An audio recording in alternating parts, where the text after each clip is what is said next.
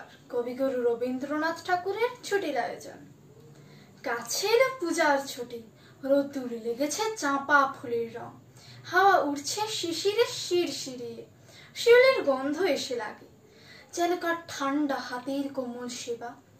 আকাশের কোণে কোণে সাদা মেঘের আলস্য, যেন মন লাগে না কাজে। মাস্টার মশাই পড়িয়ে চলেন পাথরে কয়লার আদিম কথা। ছেলেটি বেঞ্চিতে পা তোলায়, ছবি দেখে আপন মনে কমল দিঘির ফাটল ধরা ঘাট আর ভঞ্জদের পাঁচিল ঘাসা আতা গাছের ফলে ভরাটা। আর দেখে সে মনে মনে তিসির খেতে গোয়ালপাড়ার ভিতর দিয়ে রাস্তা গাছে এঁকে বেঁকে, হাটের পাশে নদীর ধারে। কলেজের ইকোনমিক্স ক্লাসে খাতায় ফর্দ নিচ্ছে টুকি, চশমা চোখে মেডেল পাওয়া ছাত্র। হালে লেখা কোন উপন্যাস কিনতে হবে, ধারে মিলবে কোন দোকানে, মনের খোপারে শাড়ি, সোনা জড়ানো শাখা, দিল্লির কাজ করা লাল মখমলের চটি।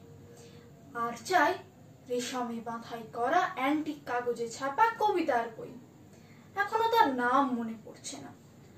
ভবানীপুরের তেতলা বাড়িতে আলাপ চলছে সরু মোটা গলায়। এবার আবু পাহাড় না মাদুরা, না ডালহৌসি কিংবা পুরী, না সেই চিরকেলে চেনালোকের দার্জিলিং। আর দেখছি স্টেশনে যাওয়ার রাঙা রাস্তায় শহরের দাদন দেওয়া দড়ি বাঁধা ছাগল ছানা 5টা 6টা করে, তাদের নিষ্ফল কান্নার স্বর ছড়িয়ে পড়ে কাশের ঝালর দোলা শরতের শান্ত আকাশে। কেমন করে বুঝেছে তারা এলো তাদের পূজার ছুটির দিন। নমস্কার।